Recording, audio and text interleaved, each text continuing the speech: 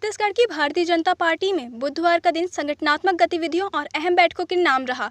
विशेष रूप से इन बैठकों के लिए दिल्ली से भाजपा के सह संगठन मंत्री शिव प्रकाश और प्रभारी नितिन नवीन रायपुर पहुंचे, जिन्होंने पूरे दिन पार्टी पदाधिकारियों से चर्चा की और भावी रणनीति पर मंथन किया। इन बैठकों का उद्देश्य न केवल पार्टी संगठन को और मजबूत करना था, बल्कि आगामी निर्णयों की नींव भी इन्हीं चर्चाओं में रखी जानी है।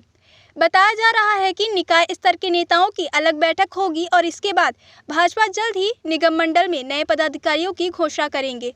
मंत्रिमंडल विस्तार और संपादकीय सचिवों की सूची जारी कर सकती है। बैठकों की श्रृंखला में सबसे पहले भाजपा के महामंत्रियों की बैठक संपन्न हुई। इसके बाद निगम मंडल और आयोगों के अध्यक्षों व उपाध्यक्षों की बैठकें आयोजित की गई।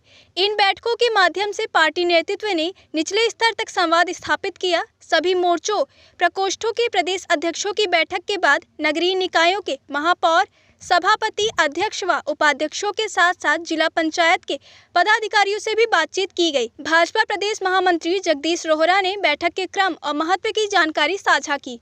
इससे एक दिन पहले मंगलवार शाम को रायपुर के एकात्म परिसर स्थित भाजपा कार्यालय में कार्यकर्ता सम्मेलन का आयोजन हुआ। यह आयोजन 6 अप्रैल को पार्टी स्थापना दिवस के बाद से चल रहे कार्यक्रमों की श्रृंखला का हिस्सा था। इस अवसर पर मुख्यमंत्री विष्णुदेव साय ने अपने प्रेरणादायक संबोधन में भाजपा के संघर्षपूर्ण अतीत और वर्तमान सफलता को रेखांकित करते हुए कहा कि एक समय था जब भाजपा के सिर्फ 2 सांसद और विरोधी हम दो हमारे दो कहकर व्यंग करते थे, लेकिन तब श्रद्धेय अटल बिहारी वाजपेयी ने कहा था कि अभी तो उनके हंसने की बारी है, आने वाला समय हमारा होगा। और आज वही समय है जब देश भर में कमल खिल चुका है। उन्होंने कार्यकर्ताओं से पार्टी की सफलता को बनाए रखने और जनविश्वास को और मजबूत करने का आह्वान किया। सम्मेलन में भाजपा प्रदेश संगठन महामंत्री और मुख्य वक्ता पवन साय ने कार्यकर्ताओं की मेहनत और समर्पण को पार्टी की असली ताकत बताया। उन्होंने कहा कि भाजपा का एक एक कार्यकर्ता संगठन को खड़ा करने वाला स्तंभ है। आज विधानसभा, लोकसभा और नगर निगम में भाजपा का परचम फहराना केवल कार्यकर्ताओं की निष्ठा का परिणाम है। उन्होंने कहा कि भाजपा एक राजनीतिक संगठन होने के साथ साथ एक वैचारिक आंदोलन और एक ऐसी यूनिवर्सिटी है जहां हर कोई आकर सीख सकता है। भाजपा सांसद बृजमोहन अग्रवाल ने आपातकाल के संघर्षों की याद दिलाते हुए कहा कि संगठन की नींव उन कार्यकर्ताओं ने रखी थी जिन्होंने साइकिल से गांव-गांव जाकर भाजपा का झंडा बुलंद किया। उन्होंने उन परिवारों को भी याद किया जिन्होंने आपातकाल में अत्याचार झेला, लेकिन सिद्धांतों से कभी समझौता नहीं किया।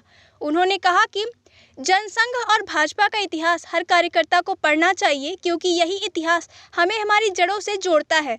बृजमोहन ने यह भी जोड़ा कि आज देश के 18 राज्यों में भाजपा या भाजपा गठबंधन की सरकार है और केंद्र में पूर्ण बहुमत की सरकार है, लेकिन इसके बावजूद भाजपा ने सत्ता को कभी शासन के अहंकार के रूप में नहीं देखा, बल्कि इसे सदैव जनसेवा का माध्यम माना।